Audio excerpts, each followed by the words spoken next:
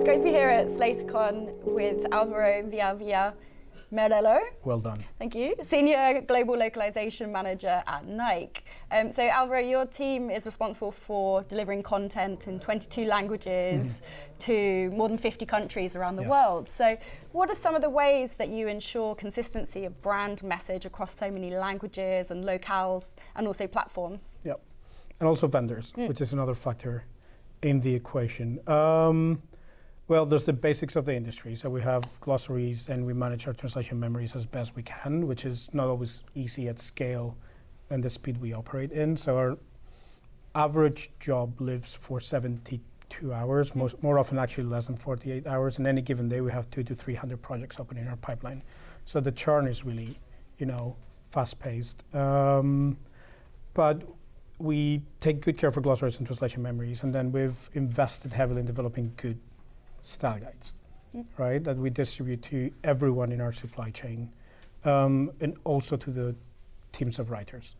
The other thing we do is we have a dedicated quality vendor, and they work really closely with our team. So in many ways, Vistatech, which is the name of the vendor, is an extension of my team in certain ways, and they help us really keep an eye on everything that's happening and on a qualitative way. So we measure and we use DQF to track, through data, the quality of our pipeline.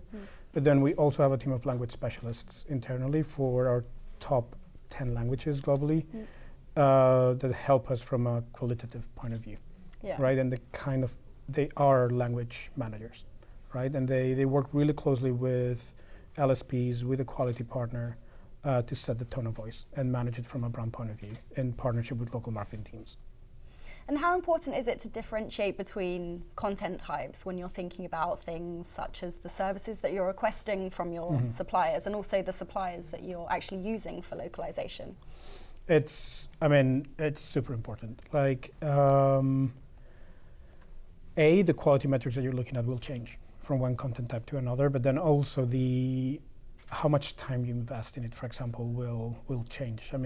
I would summarize our vision of quality on eyeballs on eyeballs on eyeballs. I always make this, this joke, and is for certain content types you need to add eyeballs to the process, because the more linguists get involved in the process, the higher the quality of the output will be. And it's not because any individual linguist is not talented enough to get the job done. It's because if you give someone 10 minutes to do something without a brief, without time to think, and then move on, one individual in isolation will never get it right. So you add eyeballs to the supply chain, and then that will come up. So in a way, what we do, oversimplifying here, is depending on the content type, we determine how much time the project's going to live for and how many eyeballs are going to look at the project.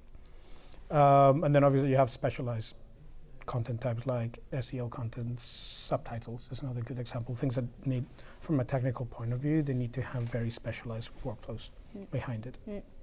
What's your experience of localizing products for sale to wholesalers?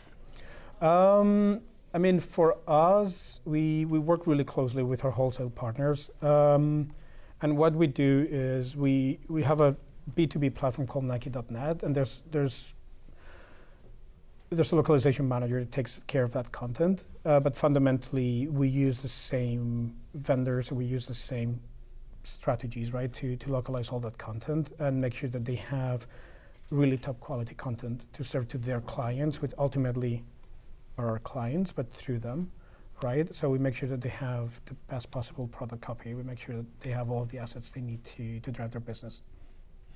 And how does localization contribute and support some of the marketing campaigns and efforts at Nike?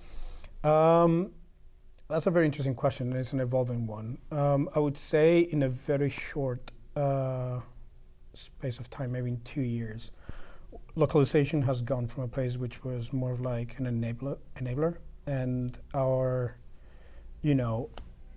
goal was to deliver things on time, and our vision of quality was very restricted to fluency, and accuracy. Very traditional localization sort of metrics. We're spending a lot more time now looking at intent and sentiment.